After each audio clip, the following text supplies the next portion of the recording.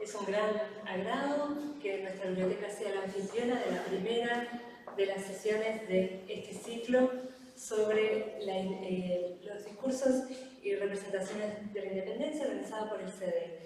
Muchas gracias, bienvenidos y le paso la palabra al doctor. Bueno, yo voy a hablar sin micrófono. Bueno, buenas tardes a todos, bienvenidos.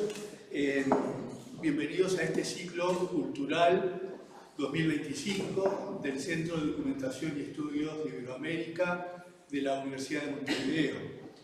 En primer lugar, quiero agradecer a la Biblioteca Nacional, en la persona de su directora interina, que nos ha recibido en su casa. Agradezco también la presencia de algunas autoridades nacionales, académicas, universitarias y del representante diplomático de España en nuestro país. Un especial saludo quiero dirigir a los amigos del CDE, que año tras año nos acompañan en esta experiencia de trabajo de extensión universitaria en la sociedad.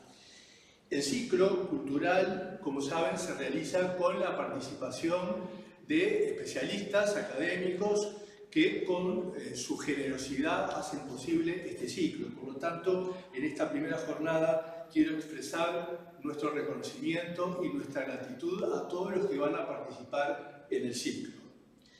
El ciclo de este año lleva por título 1825-2025, Discursos y representaciones de la independencia. Real de Azúa decía en el año 1975 que ya habían perdido sentido las viejas discusiones sobre si fue mejor o no constituirnos en nación independiente. 50 años después, esta óptica particular del tema parece quedar definitivamente en el pasado. Hace mucho tiempo que nos constituimos en una nación independiente y el propósito de este ciclo no es debatir sobre acontecimientos y fechas, aunque este ejercicio siga siendo legítimo y valioso. Las actividades del CDE de este ciclo 2025 nos llevan, en cambio, a considerar la riqueza y el valor de la independencia arraigada y visible en algunos espacios que van a ser recorridos a lo largo del programa. La soberanía política en la definición y el cuidado de las fronteras, la independencia de la Iglesia y del Estado, como la afirmación y el respeto de la legítima autonomía de las realidades terrenas a la par de las espirituales, la independencia reflejada en la iconografía, en la pintura, en la escultura, en los símbolos que hacen posible la comunicación de ese bien, la independencia de las formas locales del español, la segunda lengua materna más hablada en el mundo. La independencia con la que actuaron algunas mujeres cuya memoria se custodia en archivos y bibliotecas del país. Y finalmente, la independencia de las ideas difundidas a través de textos e imágenes aparecidas en las publicaciones periódicas del Uruguay, de lo cual es modelo la ilustración que orna el programa y el anuncio del ciclo 2025. Pero todo esto no llegaría a su real valor si olvidásemos una fecha, la del 25 de agosto de 1825, cuando una ley sancionada por la Honorable Sala de Representantes, reunida en la Florida, declaró rotos los pactos impuestos por la fuerza a los orientales, asumiendo en los hechos la soberanía de esta tierra, como dice el texto, para constituir la existencia política de los pueblos que la componen. La conferencia inaugural del ciclo, que se proyecta sobre la totalidad del programa, habla con razón de nacer de una ruptura. La independencia, sin lugar a dudas, conoció rupturas.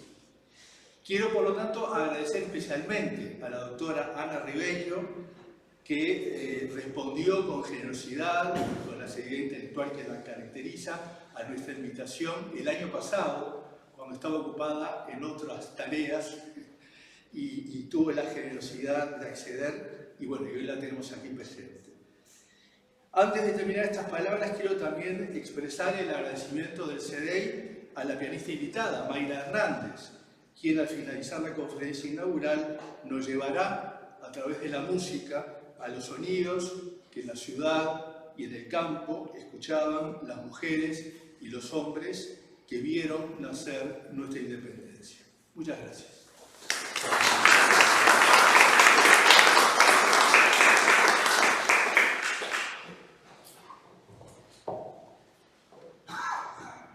Bueno, la conferencia inaugural de este ciclo se titula Nacer de una ruptura y ritos nulos y sin ningún valor.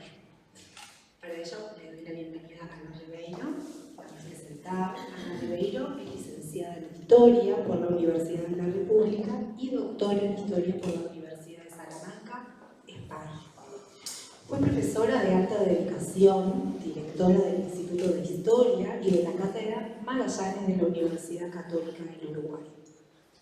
Fue docente de enseñanza media primaria, de UTU y del Instituto Profesores Artigas. Integra la Academia Nacional de Historia del Paraguay y la de Argentina. Ha recibido varios premios por su obra escrita y su trayectoria. Conferencista invitada de universidades europeas, norteamericanas y latinoamericanas. Durante el periodo 2020-2025 se desempeñó como subsecretaria del Ministerio de Educación y Cultura. Y entonces se le da la palabra a la profesora Ana Ribeiro.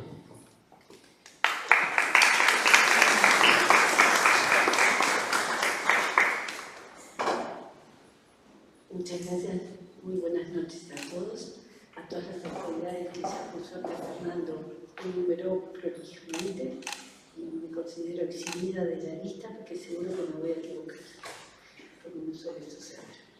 Pero saludo especialmente al embajador español, que, bueno, una de las rupturas es con la matriz española, así que de eso hablaremos. Para mí es muy grato estar aquí, a las puertas del CDM, porque en el periodo de gobierno anterior una de las cosas que hicimos con más satisfacción fue cambiar el CDM donde estaba a este emplazamiento que verdaderamente es fantástico y que permite estas cosas, utilizar este piano, mezclar música con eventos culturales, así que estoy contentísima de volver a estar aquí a las puertas de esto. Como bien dijo Fernando, no tiene sentido en un ciclo como cuyo norte es analizar discursos y representaciones de la independencia, hacer una presentación cronológica meramente acontecimental de los hechos. Sin embargo, convendría mínimamente recordar, aunque más no sea para el embajador aquí presente, que en este año 25 se abre para nosotros un nuevo bicentenario. Festejamos el primero a partir del año 11, el primer ciclo de lo que llamamos los dos ciclos del periodo independentista.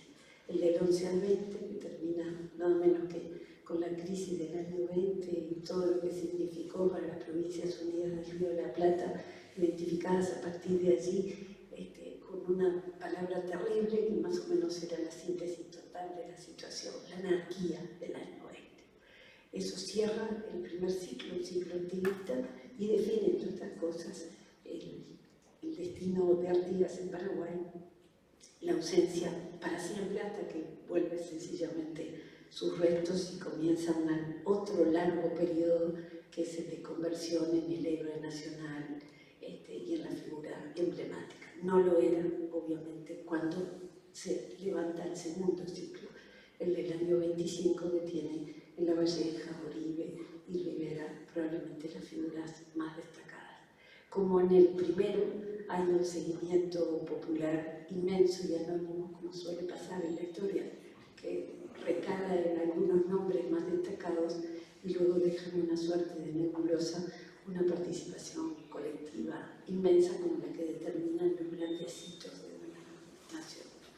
El año 25 va a seguir un derrotero que cronológicamente tiene su mojón más importante siguiente en el año 28, cuando firmamos la Convención Preliminar de Paz. Y se goza un Estado independiente que tiene la ciudadanía y la cédula de identidad mayor a partir del 30 con la primera Carta Constitucional. O sea que este año comenzamos, y espero que así sea, una reflexión hacia el pasado, hacia los tiempos fundacionales, que significan del año 25 al 30, con toda la carga ideológica y de altísima representación, con toda la fuerza del discurso de la nación, cuando de los tiempos fundacionales se trata. Así que el 11 nos hizo reflexionar mucho, hubo muchos congresos, muchos seminarios, muchas revisiones, muchos libros colectivos, muchas revisitaciones conceptuales, y se aplicó al viejo relato de la nación no meramente una lectura crítica, sino también una relectura en claves nuevas, que no necesariamente confrontaba siempre con la lectura del discurso de la nación, pero que sí la obligaba a ser más amplia, más por lo menos plural en sus enfoques. Así que hicimos abordajes en términos de historia conceptual, hicimos abordajes en términos de interdisciplinariedades varias, y de eso creo que ha quedado un saldo historiográfico altamente positivo para el país, y para la historiografía del país, así que esperemos que este segundo ciclo tenga el mismo efecto. Yo quisiera leerles ahora, si me permiten, yo nunca leo nada, pero hoy me voy a permitir leer esto. Es una nota que salió en la prensa hace, no sé si 3 o 4 años.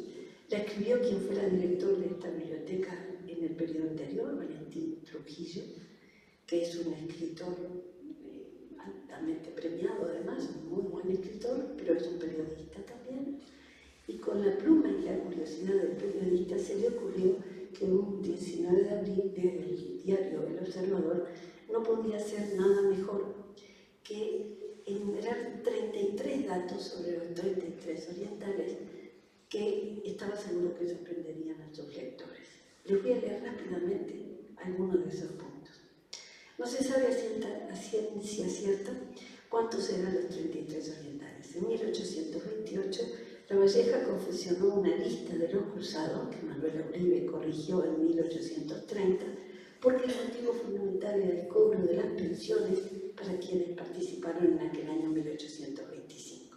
Luego hubo una investigación de Jacinto Carranza durante la década del 40 y se demostró que existían 16 listas diferentes de esos nombres, que si sumaban todos los nombres en las 16 listas, los que no se repetían, llegaban a la suma de 59 personas y no 33. Barrio Pintos, en un enjundioso trabajo, hizo una depuración mayor y encontró que los 33 eran 40. La organización de la cruzada comenzó mucho antes de 1825. Ya en 1823 un grupo de orientales en Buenos Aires se estaba organizando.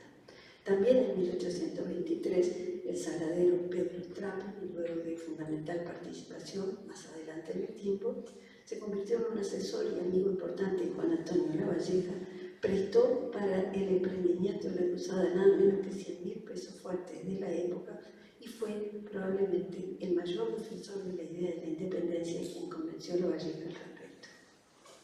También en ese año 23, Ana Monterroso, esposa de Lavalleja, llegó a Montevideo desde Buenos Aires con un grupo de espías para organizar la revolución luego de la cruzada. Si los cruzados no fueron 33, tampoco fueron todos orientales, dice Trujillo. Según Aníbal Pintos, hubo 4 argentinos, 4 paraguayos y 1 nacido en Mozambique. La bandera, tan importante luego para la simbología nacional, esa que portaron los cruzados el 19 de abril, la hizo un pintor suizo, Jean-Philippe Goulot, que luego mandó pintar la inscripción Libertad o Muerte, y en la ropería de Luis Latorre, una mujer de la sastrería Pérez y Villanueva de Buenos Aires, bordó las letras. Esa bandera terminó en manos de Latorre, que la donó luego al Museo Nacional, de donde fue robada en el año 1969 por el grupo anarquista OPR 33. No hay certeza de cuántos fueron los lanchones, algunos dicen que fueron 2, otros que fueron 3. La fecha original del desembarco debía ser el 12 de abril, pero una fuerte tormenta entorpeció todos los planes. Tomás Gómez los esperaba con caballos, pero al no llegar los cruzados y al pasar muy cerca algunas partidas brasileñas, huyó y abandonó los caballos. La señal importante, la que estaban esperando, prendida una fogata en la orilla para que la vieran del otro lado del río, se produjo el 18 de abril y la prendieron los hermanos Ruiz. El desembarco, que se produjo a partir de esa señal, no se sabe si se produjo de mañana o a las 23 horas, porque obviamente el pintor prefirió pintarlo en el día. No lo hizo así la mujer que pintó por primera vez este evento, que eligió la noche. Las crónicas no se ponen de acuerdo. José Leguizamón, alias Palomo, era uno de los 33 y había sumado en la zona del Paraná, y como murió en 1827 en la batalla de Ituzaingó, no recibió reconocimiento alguno y a su familia no le tocó pensión. Muchos de los cruzados habían participado antes en el primer ciclo de independencia con José Artigas. La mayoría acompañó a Lavalleja cuando se dio la puja de este con Rivera. La mayoría, salvo excepciones, se hicieron blancos en términos de partido y acompañaron a Uribe. Varios de los cruzados orientales nacieron en Las Piedras o alrededores, por eso en el nomenclátor de Las Piedras son calle Manuel Meléndez, Ramón Ortiz, Juan Rosas, Andrés Chevesti y Atanasio Sierra. Manuel de Menéndez murió de tifus y su pensión la cobró su madre, porque él había fallecido.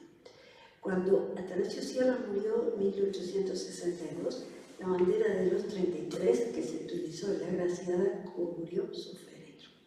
El cruzado Juan Acosta quedó ciego y terminó sus días mendigando de la mano de un niño por todo Montevideo. Avelino Miranda fue asesinado por 2 hermanos, uno de ellos cuñado de la mujer a la que presuntamente Miranda quiso violar. El cruzado Tiburcio Gómez murió con 102 años entre la indiferencia del gobierno y del pueblo, según anotó certeramente Carlos María Ramírez. La familia no pudo comprarle un ataúd. También fue un indigente mendigante Gregorio Sanabria, que peleó con muchísimo valor, además en la batalla de Sarandí. El cruzado Felipe Carapé, apodo que en guaraní significa enano porque era muy bajito, fue acusado de matar a un soldado en una pulpería. Su defensor fue Carlos Villa de Moros, el mismo que fue autor de la obra en la cual se ensalzó la memoria de los 33 orientales en el teatro, obra que no se pudo llevar a cabo porque en ese mismo momento estalló el conflicto bastante armado y violento entre Lavalleja y Rivera. Carapé estuvo un año preso. Dionisio Uribe era uno de los 2 cruzados negros que participaron en la Cruzada Libertadora.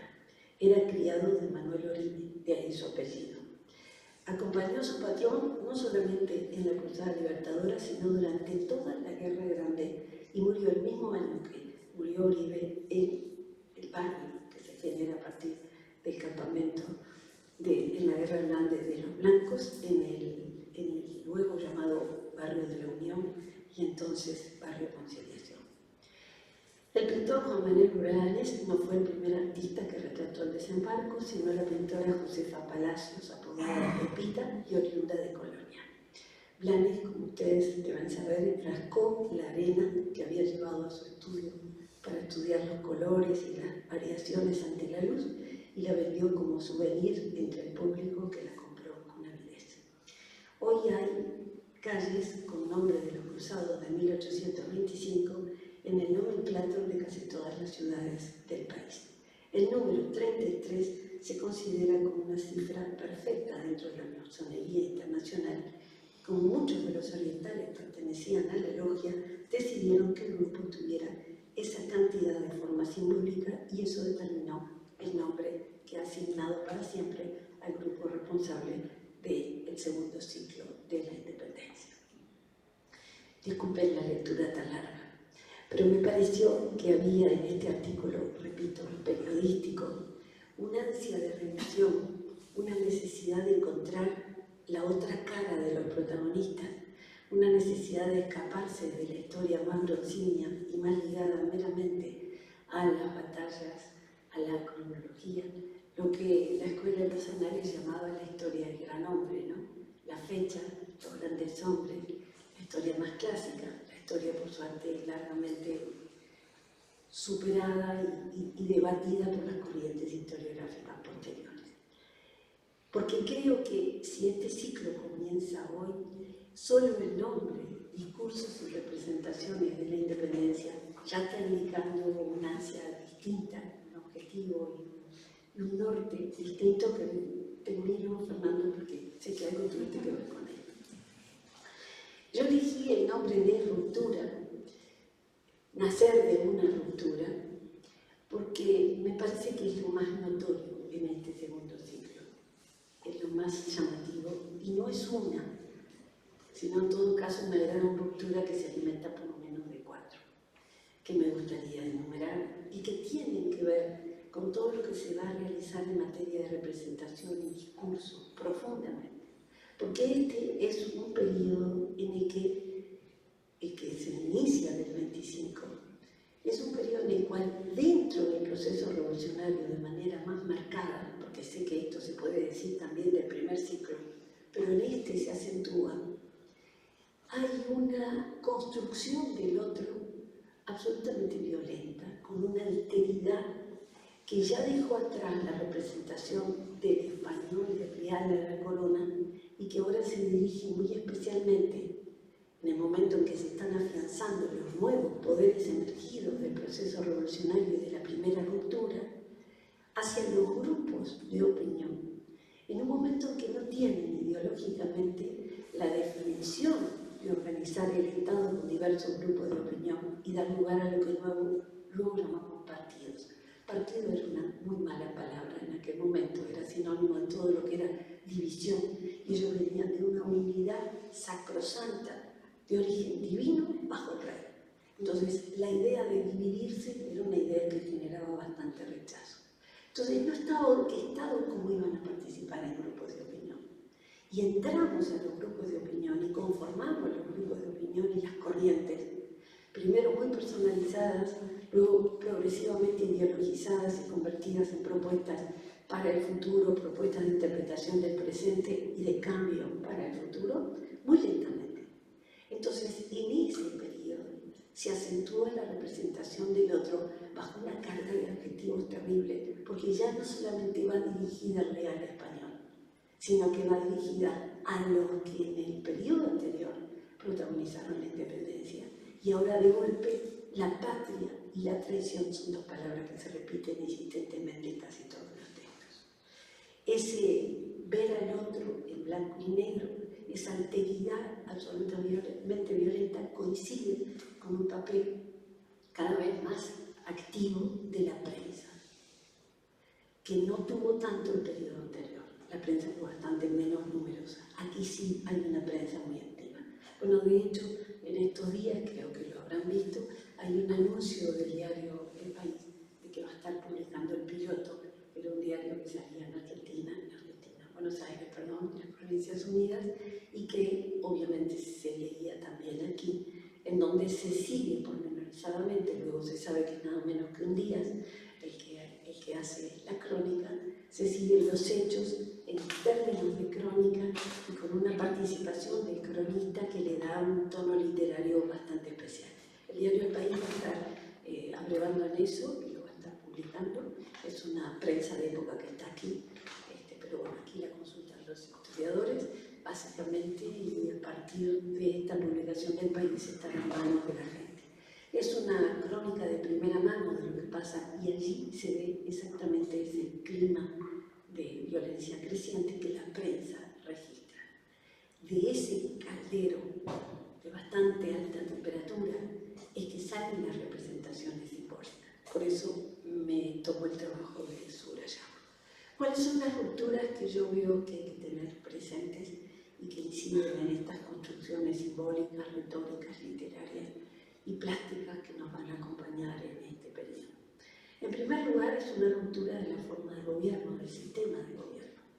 Si ya se había usado la ruptura con la corona, pero todavía había quienes tenían proyectos de tipo monárquico, incluso en monarquías con figuras incaicas al frente, aquí se va debilitando y definitivamente la república como forma organizativa vence frente al poder monárquico, con todo lo que eso implica.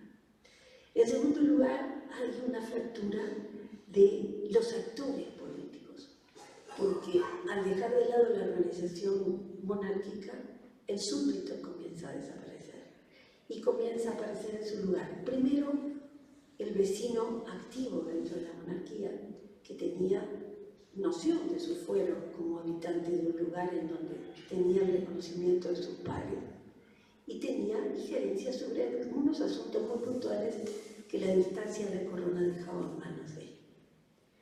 Ese vecino es probablemente la primera categoría política. ¿Recuerdan cómo lo usaba Tabaré Vázquez? Sabía muy bien lo que hacía, cuando llamaba a los vecinos. Sabía que estaba hablando de la categoría política primera, el germen o la semilla de la ciudadanía. Por supuesto que en todo el periodo, en los dos ciclos para nosotros, para el Uruguay, en estos dos ciclos se va a ir madurando la condición de ciudadano. Primero por las armas, el que participa en la guerra, el que ofrenda nada menos que su vida, el que arriesga todo lo que tiene, el que derrama sangre, ese tiene una capacidad de decisión y un reconocimiento por parte de los demás. Eso por lo pronto altera inmediatamente las estructuras de la milicia, porque los grados que comienzan a darse ya no siguen una carrera militar ordenada, sino que emanan directamente del campo de batalla y se pueden pegar 3 o 4 saltos en la jerarquía militar. Jerarquía es la palabra que más se tambalea, porque el mundo monárquico está organizado jerárquicamente de una manera muy clara. El que entraba en determinado lugar en la sociedad sabía cuál era su sitio y no pretendía cambiarlo. Sabía que no había ascenso posible, que tenía que jugar el papel lo mejor posible en el lugar que le correspondía en ese mundo jerárquico. Y sabía que tenía ciertos derechos en cada uno de los estamentos locales, lugares, escalones, como quieran llamarle, los lugares de la sociedad. Sabía cuáles eran sus derechos, sabía cómo conjugar, sabía cuál era el pacto que luego llegaba con nosotros. Cuando eso comienza a romperse, la república surge con escándalo, el escándalo de la sociedad colonial cuando ve que se rompe la jerarquía, el escándalo de los que ven llegar con botas de potro y los dedos para afuera de la bota de potro y embarrados a sentarse a escuchar música como vamos a hacer nosotros hoy, nada menos que en la Casa de las Comedias, a esos gauchos embarrados, sin ninguna noción de educación urbana, que venían envalentonados por el cargo que tenían en la revolución. Era un espectáculo chocante para la gente de la ciudad de Montevideo. Entonces, en esos cambios de actores políticos veremos ir muriendo el súbdito, y digo muriendo literalmente, ¿no? Porque miro a Fernando porque sé que ha estudiado los días de la corona como lo he hecho yo, tengo tiempo por ahora de no subir. Hay alguien en humanidades que de vez en cuando, pero dedicado años como hemos hecho nosotros para la figura de los leales, creo que somos poquitos, Fernando. Y ambos lo hemos estudiado y hemos visto cómo, y creo que a ti te debe haber pasado lo mismo, a mí me generó mucha piedad cómo era un bando que terminó siendo envejecido, muriendo por la edad, hasta que alguien lo retrata y dice, son un grupo de gallegos viejos decadentes, textual. Y aún al final de sus vidas esperando a ver si no llegaba una expedición paga por la corona, que los librara de las situaciones en las que habían quedado. Entonces, ese súbdito va muriendo, biológica y políticamente, y va surgiendo el vecino activo, el vecino armado, el que siente que tiene capacidad para votar en una asamblea, que su voz se puede escuchar. Y el acto de votar es un acto de abstracción y de despersonalización de los vínculos que uno tiene. Uno no vota junto con el hermano, salvo que tenga un problema de salud, nadie entra con uno a votar. Uno vota solo, se desprende de todos sus vínculos y vota lo que entiende que es correcto. Se vota no en clave personal, sino en una clave colectiva, pero basada en la reflexión estrictamente personal y solitaria. Y se conforma con el acto del voto una nueva colectividad, un nuevo núcleo de opinión que tiene reconocimiento en la colectividad como un acto político de libertad. Y se supone que el voto siempre es para darle al grupo lo más preciado que puede tener un pueblo, una nación, una ciudad, sea cual sea el origen del momento de votación y la convocatoria, que es la paz. Nadie vota una guerra. La guerra siempre se decide en otros escritorios y con otros los índices sobre un mapa.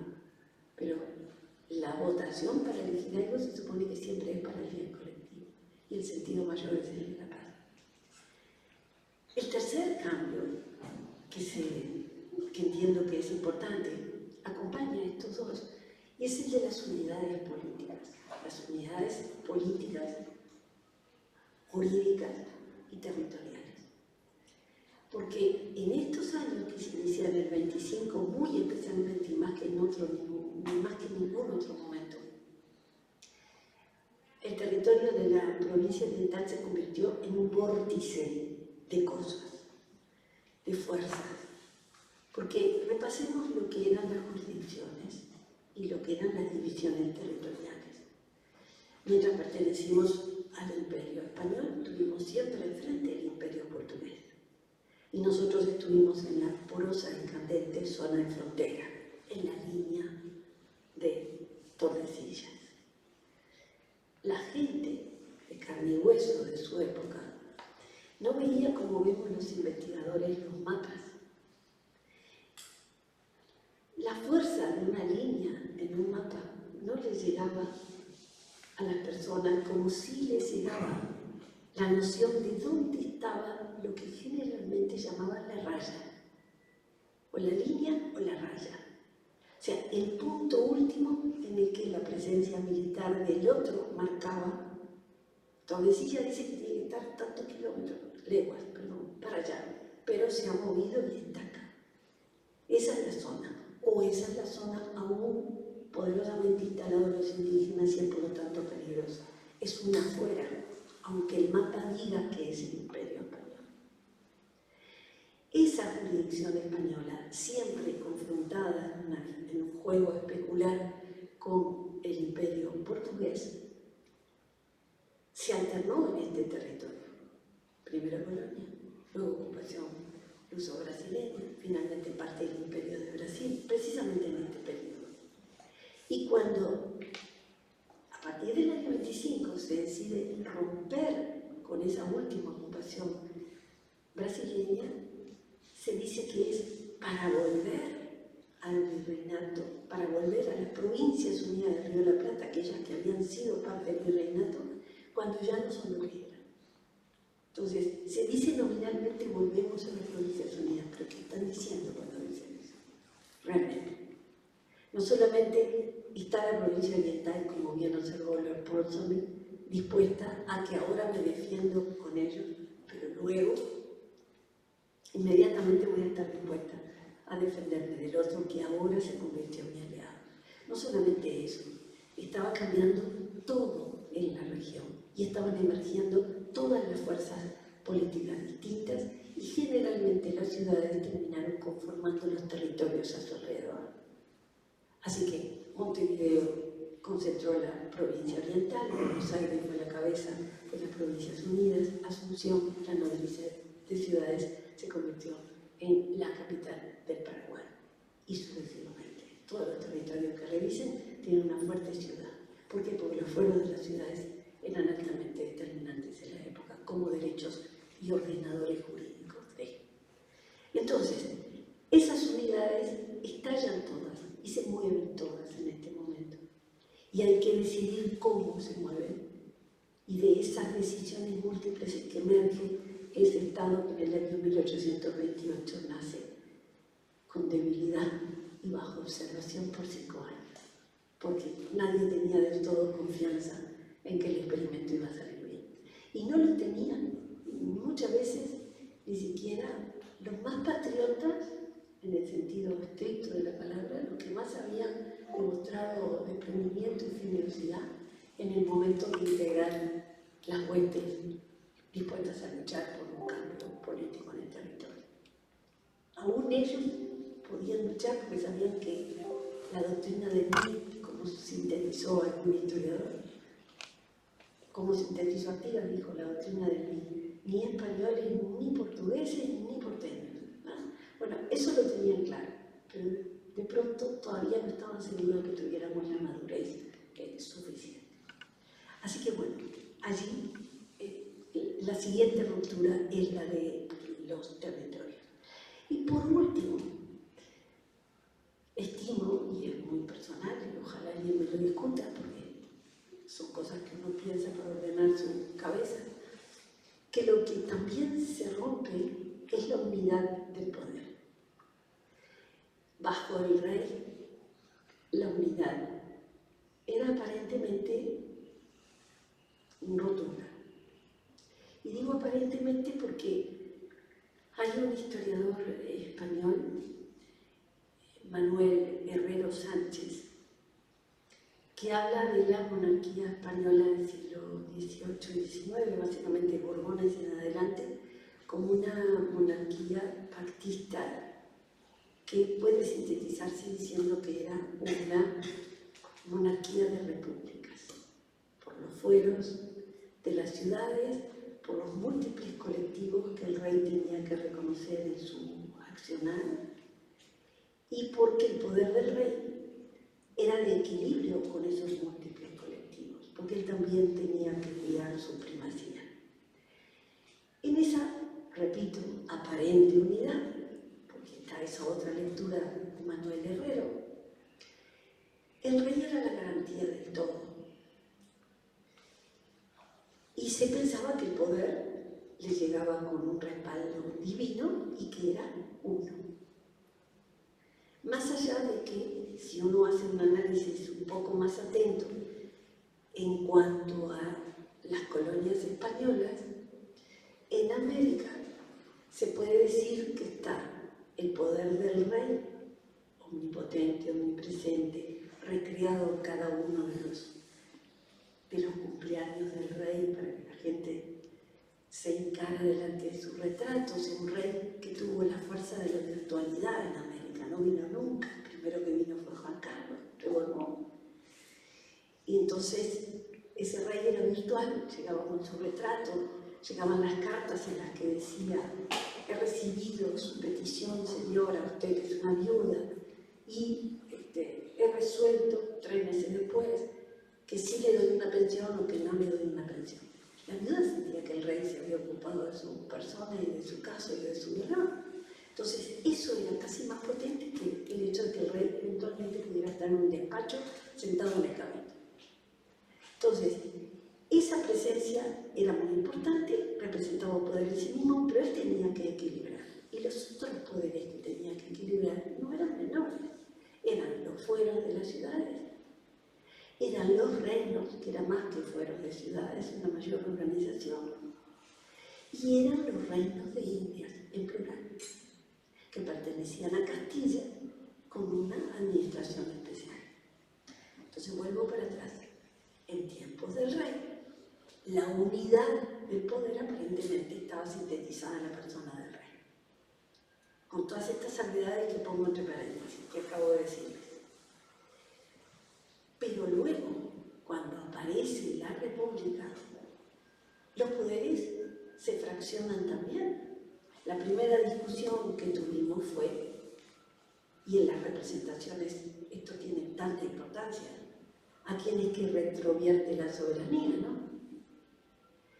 Luego, cuando avanza el sentido de nación y comenzamos a organizarnos, y el año 25 es vital para esa organización, por algo vamos a festejar en agosto las leyes de la Florida, la ley de independencia, la ley de unión, la ley de pabellón, todas las otras leyes que acompañaron desde esa sala de representantes este periodo histórico y que regularon la libertad de prensa, esa libertad de prensa que está en ebullición en este periodo, la que consagra libertades para los esclavos que nunca antes se habían consagrado, etc.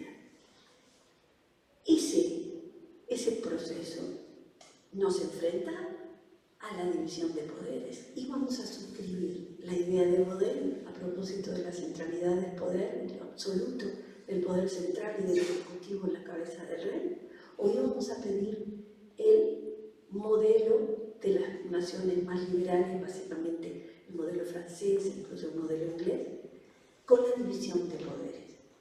Pero es una división de poderes tripartita, que lo demostró muy bien con sus últimos trabajos Ternavasio, en Argentina, Rosario, la Rosarina.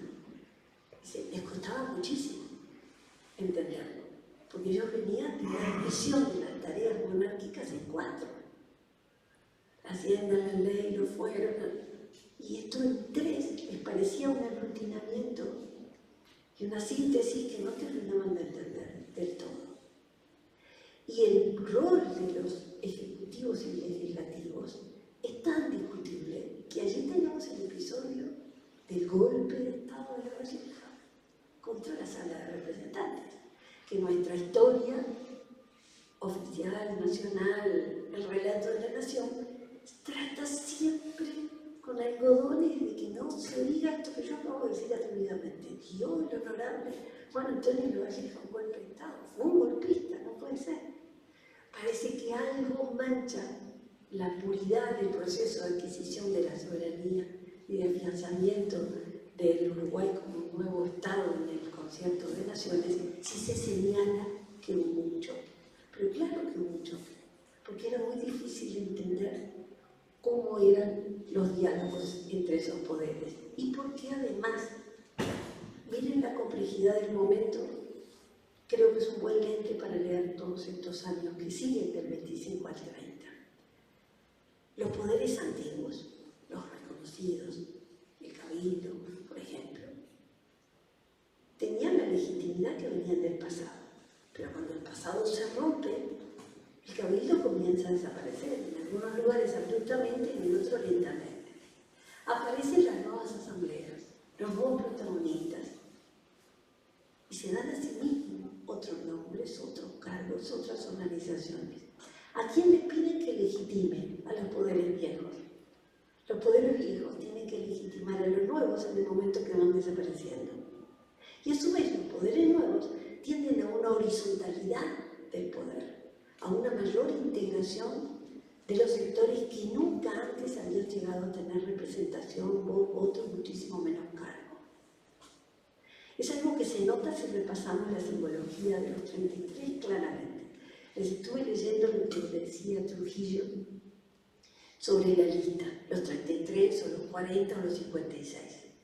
Cuando en el 1830, Oribe tiene que decir por qué tuvieron dificultades con la lista que había hecho La Valleja en el 28, 2 años antes, la explicación que da Oribe, un poco avergonzado de la inexactitud de los datos y tener que poner a uno y sacar a otro y la sospecha de que lo estaban haciendo para darle pensión a fulano o a mengano. Y dice, bueno, eran momentos de apuro, eran momentos de emergencia.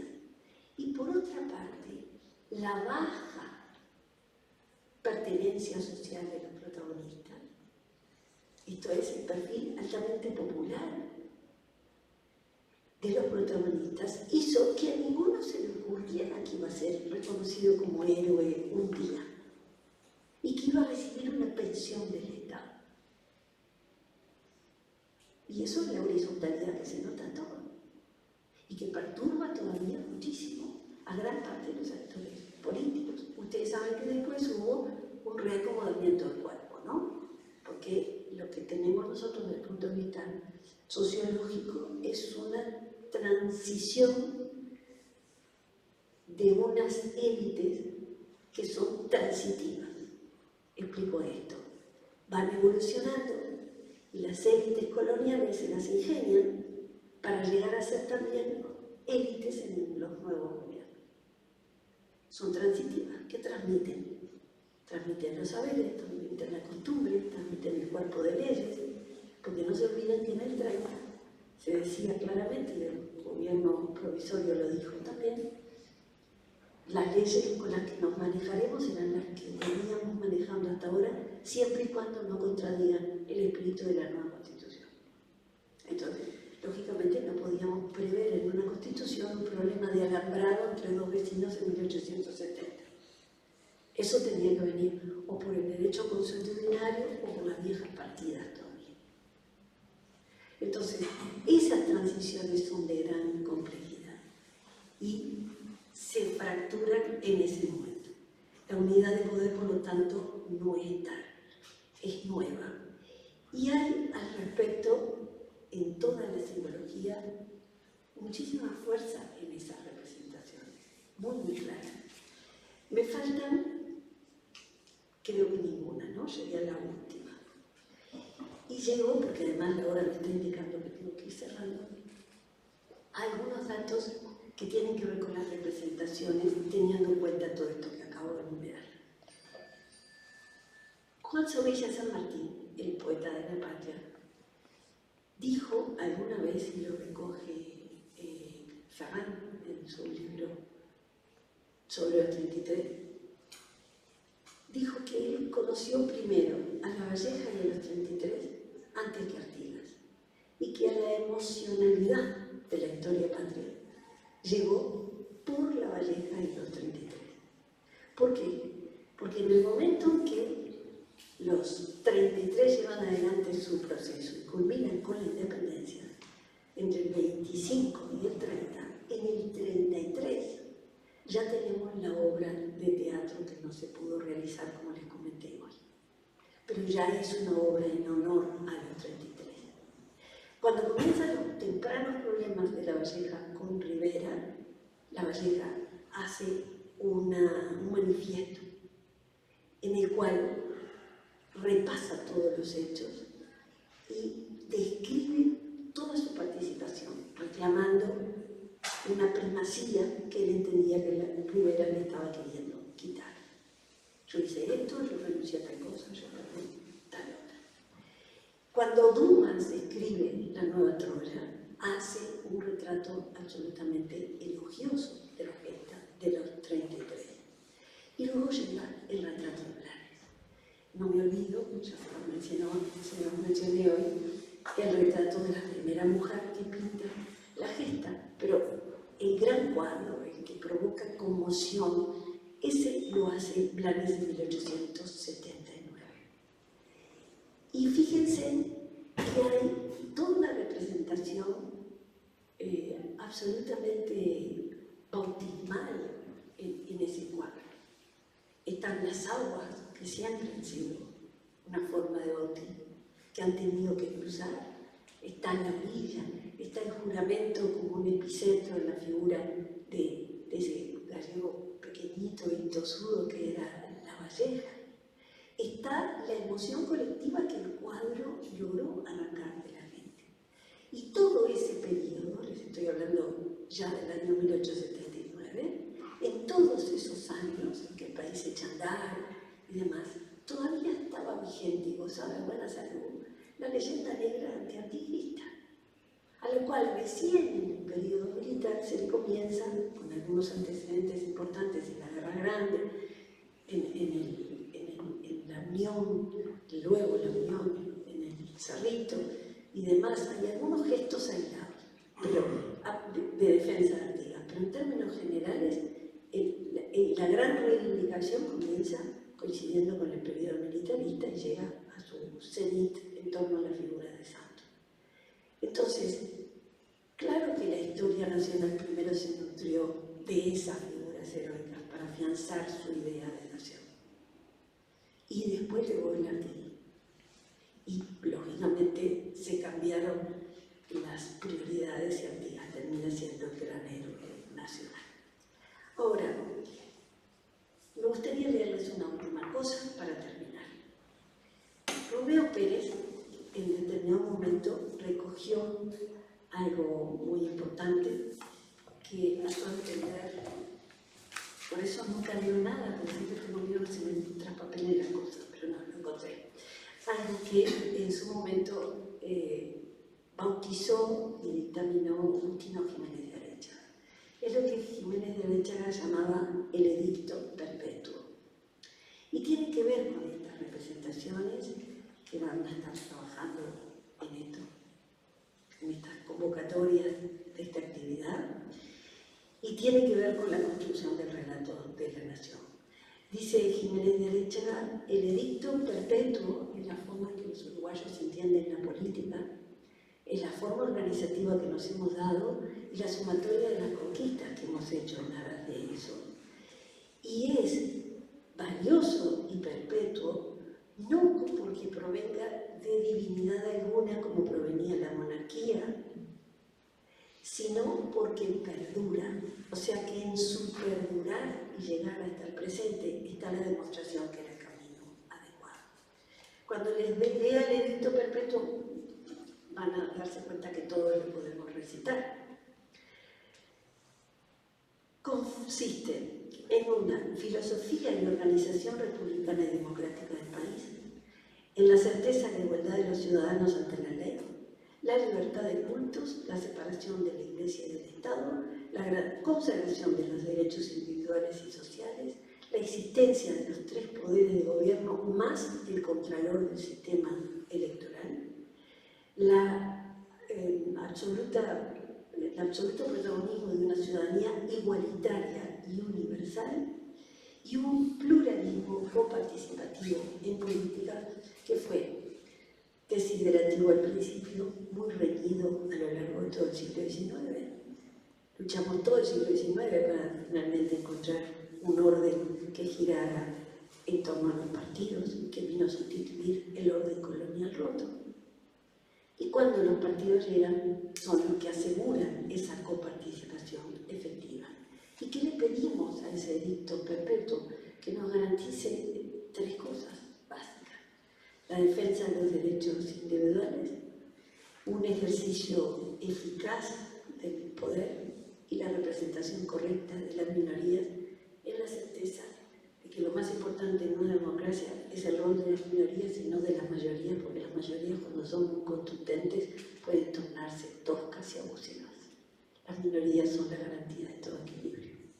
Entonces, yo quisiera terminar deseándole a este ciclo que la UEM y el CDI han organizado, discursos y representación de la independencia, que revisen todo, que pongan mucho fermento en todo y que busquen las raíces más hondas del edicto perpetuo, porque es en definitiva lo que somos, lo que heredamos y le dejamos a los nuestros con mucho orgullo, y es lo que tenemos que tener conciencia de que es perpetuo solo porque dura, pero está en nosotros que dure, así que es una responsabilidad ciudadana. Ahora yo voy a decir gracias, ustedes me van a aplaudir, pero quiero hacer un gracias con explicaciones. Porque les doy gracias muy especialmente sonoras. Estuve 5 años en la gestión de gobierno y en 5 años hice cosas con la academia, porque la cabra al monte tira, dice el refrán. Pero básicamente estuve alejada de lo que era mi mundo habitual. Así que poder volver a dar una charla con rostros de gente que le interesa la historia es una maravilla, que hacía 5 años que no me pasaba con tanta contundencia como hoy. Así que de verdad y de corazón, muchísimas gracias.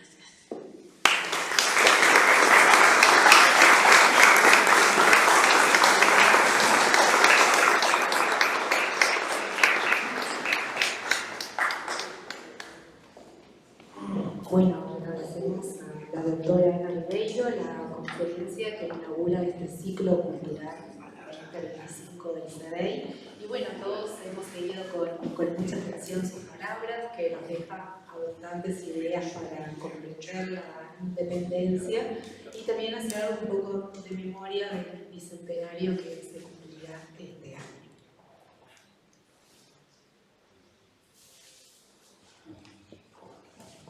En el cierre de esta jornada inaugural, como ya hemos anunciado, la magíster Mayra Hernández ofrecerá un concierto de piano titulado La música de la independencia, danzas del Salón Montevideano y del Campo Oriental. Mayra Hernández es pianista, egresada de la licenciatura en Interpretación Musical por la Escuela Universitaria de Música del Uruguay. Cuenta con estudios de maestría en Bélgica y Brasil. Trabaja como pianista de repertorio en el Ballet Nacional del Sodre del Uruguay, como pianista, tecladista en la Orquesta Institucional de la UNTU y como pianista acompañante del área folclore en las escuelas de formación artística del Sodre. Ha sido ganadora de varios premios nacionales y mantiene una intensa actividad como solista y camerista en las salas más importantes del Uruguay. A continuación, escucharemos las piezas seleccionadas con la guía de la propia concertista.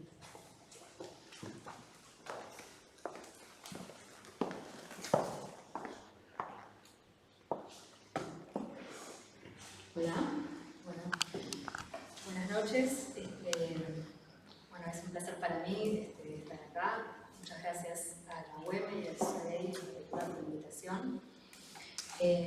Y bueno, quería empezar por nombrar a dos figuras que fueron muy importantes en esto de rescatar el folclore, tanto de la música como de la danza en el Uruguay, que fueron el musicólogo Laura Yestarán y la bailarina e investigadora Flor de María Rodríguez de Ayestarán, que era su esposa. Ellos dos durante el siglo XX se dedicaron, entre otras cosas, a recorrer el interior y rescatar Laura a través de grabaciones y Flor de María hablando con la gente, sobre todo la gente mayor que conocía las danzas, y bueno, y podía relatarle cómo se bailaban y así ella anotar estas coreografías y rescatarlas, que de otra manera quizás se hubieran perdido y hoy en día no podríamos conocerlas. Y bueno, todo lo que voy a decir sobre estas danzas forma parte de los libros que publicaron Laura y Flor de María. Así que bueno, ellos relatan que había una veintena más o menos de danzas que se practicaron en Uruguay en la época de la colonia y hasta mediados del siglo XIX más o menos. En primer lugar voy a tocar la contradanza. Es una danza que ellos le llaman la danza madre porque de su coreografía después se desprende, ciertas figuras de su coreografía después acá en la región se usan para otras danzas, que esas sí son danzas criollas. La contradanza es una danza originalmente inglesa. El término viene de country dance o danza del campo. Surgió en Europa alrededor del 1600 y acá en Uruguay, con la banda oriental, hay referencias de esta danza desde el año 1752.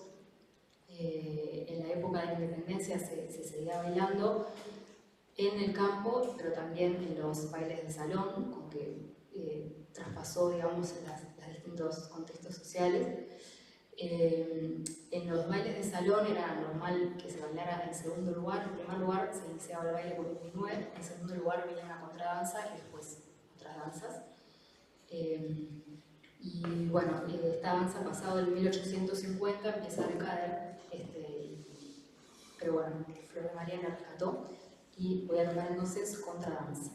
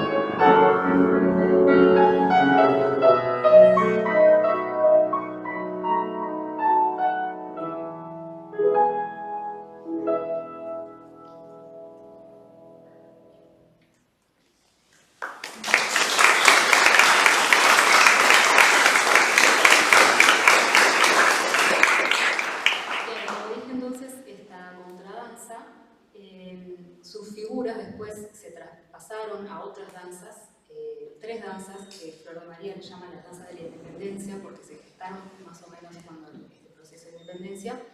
Estas danzas son el cielito, el pericón y la media caña. Algunas de las figuras que se traspasaron, por ejemplo, fueron la rueda, la cadena, la canasta, el molinete. Son figuras que quizás recuerdan del pericón, que estaban también ya en la media caña. Estas tres danzas también se originaron en la campaña, pero también se bailaron en salones, en teatros, en la casa de comedias. Bueno, en primer lugar, el cielito surgió como canción danzada, tenía letra en general, letra cantada. Es en 1816 que aparece la primera notación de un cielito, escrita una partitura y una letra. Y en 1820 ya se bailaba cielito en los salones montevideanos y estuvo en vigencia más o menos hasta mediados del siglo XIX, como la mayoría de estas danzas. El pericón surgió también más o menos en la misma época, ya hay referencias históricas a partir del 1794 del pericón. El nombre proviene de perico porque había se le decía así al bastonero o a la persona que indicaba en voz alta qué figuras se iban a bailar. Eso también ya sucedía en la contradanza. De ahí viene la palabra pericón. En principio se supone que tenía un número limitado de figuras, pero a medida que el pericón se hizo popular, se le fueron agregando figuras hasta que llegó a tener casi 60 de floronería. Y bueno, después con el auge de este pericón surgieron muchos arreglos para piano, entre ellos el de Gerardo Grasso, que es el que hasta hoy se conoce como pericón nacional, pero este pericón ya es de 1887, es posterior. Y bueno, en último lugar, la media caña es una danza que se llamaba así porque los bailarines en un momento forman un semicírculo, por eso media caña. También hacia 1820 ya se bailaba en salones y en la campaña. Y bueno, la que voy a tocar hoy es una versión de media caña por Francisco José de Bali, que es también un músico que pautó y escribió muchas de estas músicas y gracias a él también nos llega hasta hoy. Así que en primer lugar, cielito.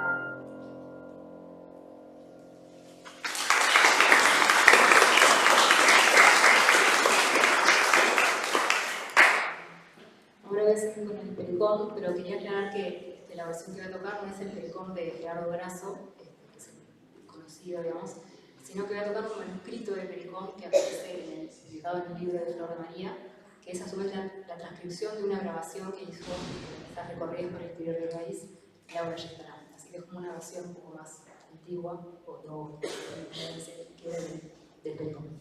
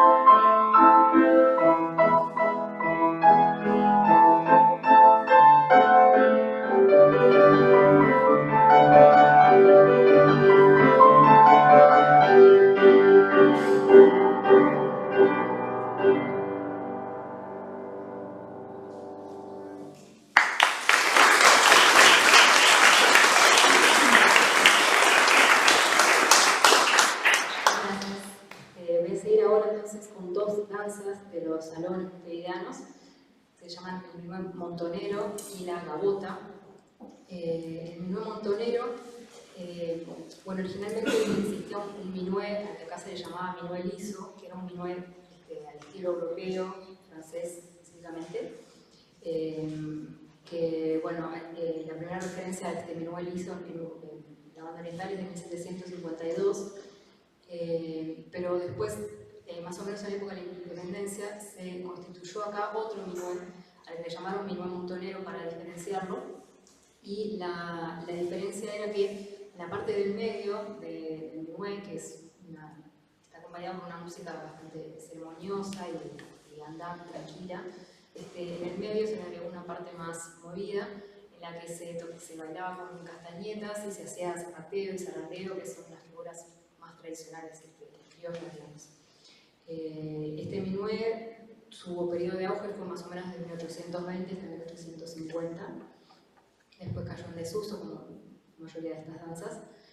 Y la gabota es la otra danza que voy a tocar ahora. Es una danza que en Europa es antigua, ya en el Renacimiento se trataba la gabota. Acá en 1820 era una de las danzas predilectas de las fiestas de Montevideo, de los salones. Y bueno, se bailaba también en la casa de comedias, se bailaba mucho en teatros, fue una danza muy vistosa. Y bueno, voy a empezar entonces con minué montonero.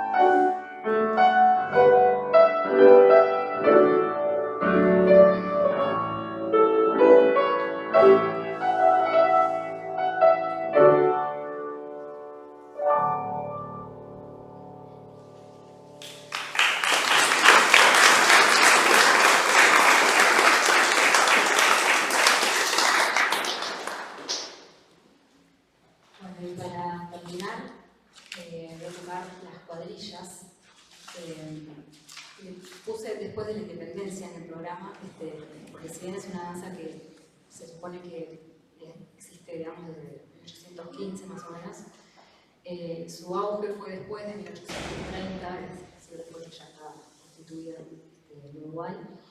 Se llama cuadrillas porque viene de la palabra italiana escuadra, porque los bailarines al inicio son 4 parejas y se posicionan en una formación de cuadrado.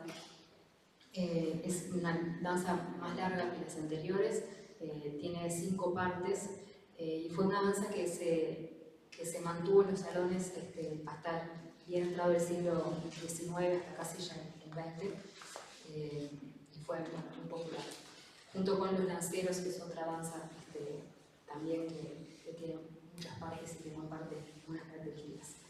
Así que bueno, va a ser un tema danza y bueno, muchas gracias por escuchar y por la invitación.